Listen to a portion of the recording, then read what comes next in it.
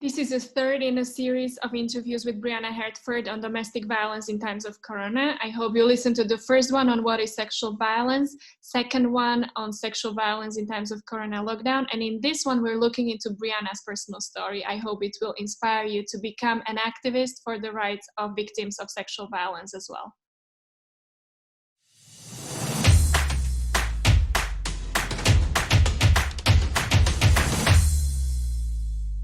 So Brianna, you've been the one up days and nights, and especially on night shifts, helping the victims of rape and sexual violence for many years. So which is why we have you at this long series of episodes at our channel looking into sexual gender-based violence. What is it? How can we prevent it? How can we empower victims? How is it specifically impacting survivors now during the COVID lockdown? And now we will be looking into your personal story for those of you listening to us who somehow think Brianna's story is very inspiring and who would like to continue engaging with victims yourselves.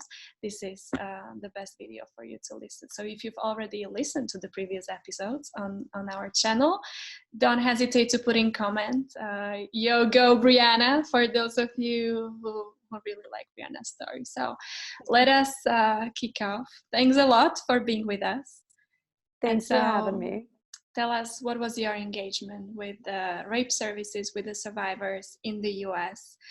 And then we will get over also into the European space. Great. Yeah, so for me, my first engagement with working as an advocate for sexual and gender-based violence survivors was, as you said, with my local rape crisis center.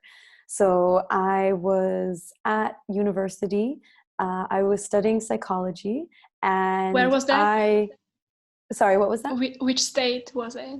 Where was it? In Boston, Massachusetts, in the US. Yes. So I thought that I wanted to become a psychologist because I loved helping people. I loved hearing people's stories. I loved being able to really process things and analyze things and work together to figure out how to move forward. And then I began volunteering with the Boston Area Rape Crisis Center, and I absolutely fell in love with that work, that ability to, as you said, support and empower the people who have experienced such horrific things so that it does not define them. It is not who they are. It is something that happened to them, and now they can move forward and, you know, really rely on their strength and the strength which of their with these kind of traumas, and we've discussed it in the previous episode, it's almost like identifying kind of trauma that then so much determines your personality and the way you engage with the world, that it's important to have access to the right support structures. And so did you, I guess probably, I don't know if it's an appropriate question to ask or not, but you've probably faced those questions if it ever happened to you, if there was a trigger for you to be engaged with these services, somehow to pay back what you've received. Is that the case? I think everyone has had a personal experience with either sexual or domestic violence. And if you haven't, you've certainly known somebody who has. And that's the unfortunate you haven't thing. listened to our previous episode where we look into what is the definition, because we've heard the stats that it's 1 out of 3 or 4, but frankly, I guess it also depends on the definition, and everyone has already been in a situation where their boundaries have been tested in some ways. Yeah. And so I think for all of us, it's personal, and for all of us, it should be personal, because even if it's not happening to you, it's happening to your neighbor, it's happening to your friend. Statistically, it is happening. And statistics are not reliable because we know there are so many barriers in terms of reporting. So I think because we've all been there and haven't reported. Right. Exactly. Or as you said, we personally don't identify it for what it is. And again, that can be for a million reasons, or perhaps that's not the best option for us to go and report. And that's okay too, as long as we're taking care of ourselves in other ways, and seeking medical attention and support. So But let's go back yes, into the center that you are working at. yes, How can the support look? What is it that you are engaged in, especially? yeah. So I said So that you spend the night shifts at the center at the hospital. So what is the kind of support that yeah. the victims can receive in this kind of organizations?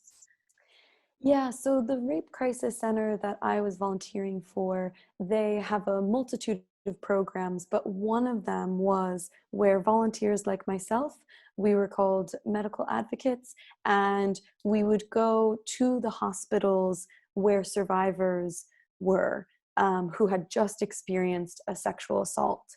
And so I volunteered for night shifts because I was a student at the time and working, so my days were very full. But once a week, I would be on call at night, and I would be sent all over the greater Boston region to a variety of different emergency rooms to be able to be a support for survivors, to help safety plan, um, to help them understand their options around Mm-hmm. the whole process at the hospital and whether or not to report, what kind of timeline they needed, etc. To know their rights, to discuss resources after the hospital. For example, if they were homeless, right? Like how to help connect them with services, etc. And first and foremost, to be what they needed in that moment. So sometimes I would go to the hospital and I would meet with a survivor and they did not want me there. And that's okay, Yes. because everyone is experiencing these traumatic things differently and has different needs. So I would wait in the waiting room simply so that they knew I was there if they needed me. And if Mm-hmm. not, that's okay too. How different is the context of the support service and the process and the rights that you are mentioning to the EU? Because we are now specifically looking at the European Union context. I assume it must be pretty much a standardized way of proceeding when somebody is going through. It's not that it's a no-brainer, but I guess it's a standard kind of set of needs that the victim has. So I assume the experience would be similar for you in the EU? Yeah, so I think the there are a lot of cross-cutting themes. So on the one hand, similar to domestic violence, I would certainly say the experience for a survivor of sexual violence is very similar across cultures when you're talking about the US and the EU. I would also say that services are really context dependent. For example, in the US, if you're somewhere that is very rural and it's a small town, you may never go to the hospital because your mom's best friend works Yes. there and would find out, right? And so that is a very valid barrier to access, even if the services are there. Similarly, here in the EU, that could happen, or perhaps the service isn't there, depending on the different legal and policy-driven initiatives.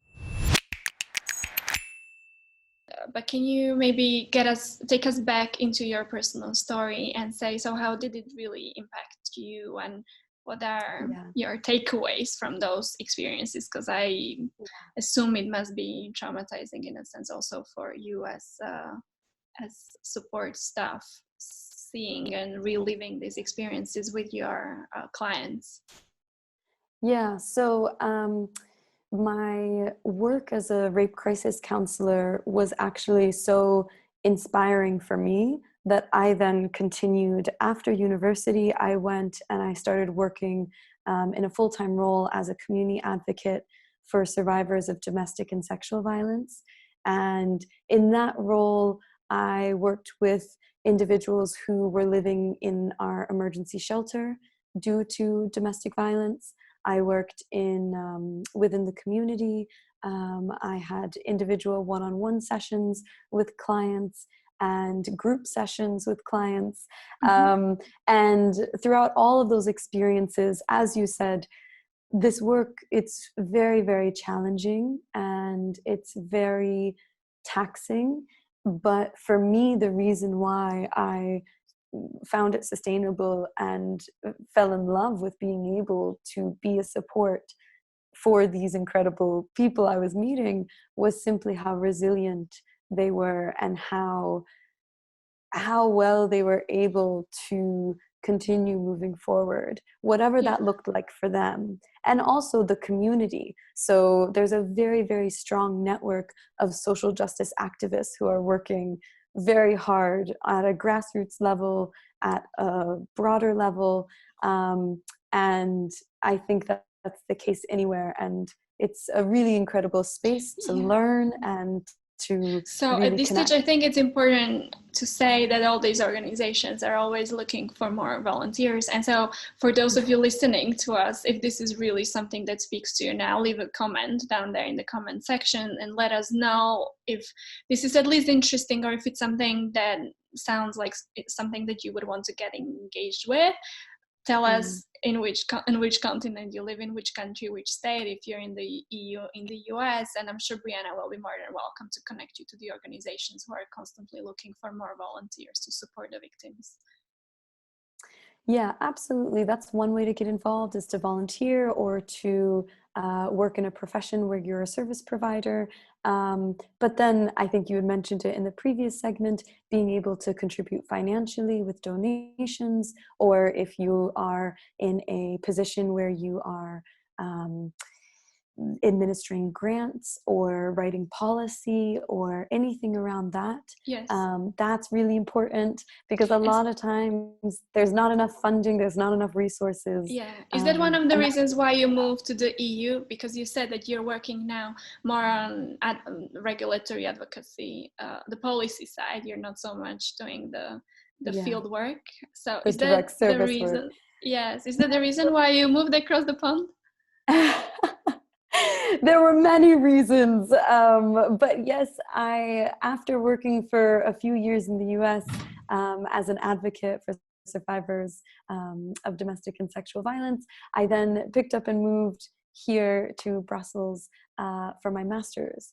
And my program is in international migration with a specialization in human rights law. So I got my master's in that, and it was incredible opportunity for me to really broaden my perspective, which is what I was looking for. I had been doing individual work for years at that point, and while it was very rewarding and I really enjoyed being able to feel like I was able to make an impact in that way, at the same time it was simultaneously very frustrating to see how these larger barriers would still get in the way. And sometimes they were systems that were supposed to be helping people, and yet whether it was a lack of awareness, a lack of education, a lack of resources, or just the lack of legislation and policy behind it to implement something really supportive and inclusive for survivors, I was seeing all these barriers. Yeah, and so now that I'm thinking, since the objective of this episode now is not to go into the systemic aspects of it so much, because we've discussed it previously, but the career stuff, like how can you personally become an agent of change in this field if it matters to you. So with all that what I hear behind all these barriers that you've mentioning is actually opportunities for professional engagement for all the people who are lawyers, who are fundraisers, who are I don't know, venture capitalists who have a lot of money, people who understand law and human rights, any of these. It's almost like a life situation with so many angles to it. And so for me, it really sounds like an invitation for people who care about this problem in the society, because it's just so huge that everybody among us can get involved in some ways. It's just the question of which entry point is the one that corresponds to your talents and passions. Exactly. Yeah. And, I think also even just having conversations like these, educating yourself and being open and curious to learn more from others in terms of their experiences, or in terms of, what maybe the intersection of sexual and gender-based violence is with transgender rights, and looking into that, whatever it is that you're interested in, or in whatever capacity that you can, certainly educating yourself and talking to people openly about it, because that starts to break down some of the stigmas there as well, if we're having open discussions. which again brings me to that question of how much, I mean, I don't want you to be sharing how much of it you've experienced personally, but I feel, especially now in the post-Me Too world, it's doing magic in terms of like how the stigma is slowly disappearing. I would hope it is, at least in some parts of the societies, or I don't know, education levels who have access to those conversations about the scandal. It feels like it's becoming much more talked about, hence also possible to eradicate if we are open about the experiences that each of us have been through, and which are the tools that we need for prevention and healing. Yeah, absolutely. I agree. I think being able to be open and, you know, again, going back to this idea around boundaries and safe spaces, knowing that being open doesn't require you to do so with everyone, right? Because I think that it really depends on the situation in terms of what your safety levels are.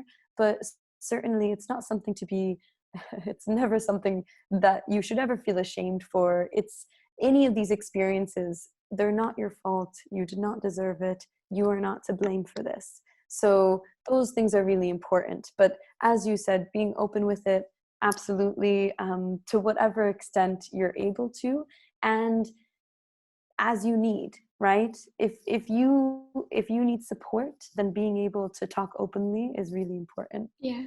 And so you've been talking about the multidisciplinary approach to this, and how much of a combination of expertise is needed to support the victim. So where do you see yourself going now? You've been working now most recently in the field of human rights and migrants as a segment of victims of human rights violation. Do you see those two segments somehow coming together at some stage, or would you like to go into other areas? What is typically, I don't know if there's a typical path. I guess it's not, because all of these are jobs which have never existed and we are recreating them as the society evolves. But what is your next step or dream where you would like to see yourself evolving? Yeah, that's a great question. I mean, for me personally, I am very lucky because I've been able to really not only engage in this work, and it's work that I'm very passionate about, it's work that I'm very excited about, but I've also been able to do so in multiple ways. So for me, going for my master's in international migration made so much sense because I had seen the way that being a migrant would really create so many additional challenges for clients that I was working with. And again, going back to these ideas of systemic change, how do you create change and how do you become an agent of change? And so I wanted to learn more about that community in particular to see how to help best. So for me, to be honest, I am a social activist with a lot of experience and a lot of passion for anything that tackles dismantling these inequalities that we have that create these systems that enable sexual and gender-based violence to continue. And I'm, you know, similarly with migrant rights, I feel the same, and both of them, they overlap, you know, and they intersect. So yeah, so inspiring, so inspiring. I hope, all of you watching this, if you're also inspired by Brianna's story, leave a comment down there. I think it's going to be very interesting and heartwarming for you to read. Like the video, share it with your circles, especially if you feel you may have somebody in your community who may be a victim of gender-based violence. I feel that all these episodes that we've recorded with Brianna can be amazingly empowering for everybody who is on the borderline of the violence of this kind. Subscribe to future episode, click on the bell down here so that you're informed about future interviews. And I'll be looking forward to your feedback. Brianna, what are your last words? We've recorded so much content, so I'm sure it was so interesting for everybody watching. But is there anything you would like to add? Because it's been a long series of conversations. Yes, I mean, first and foremost, I want to thank you for having me and for taking the time. Again, I think these conversations are so important, and I want to thank everyone who's listening, who's watching. I think first and foremost right now, especially considering the situation, we need to take care of ourselves. We need to take care of each other. And again, showing that solidarity, not just in times of crisis, but when we're on the other side. Don't forget to look out for each other and to do so in a way that makes sense for that person. Thank you so much. All the best, You're and so see all welcome. of you at this channel. Bye. Thank you. Bye.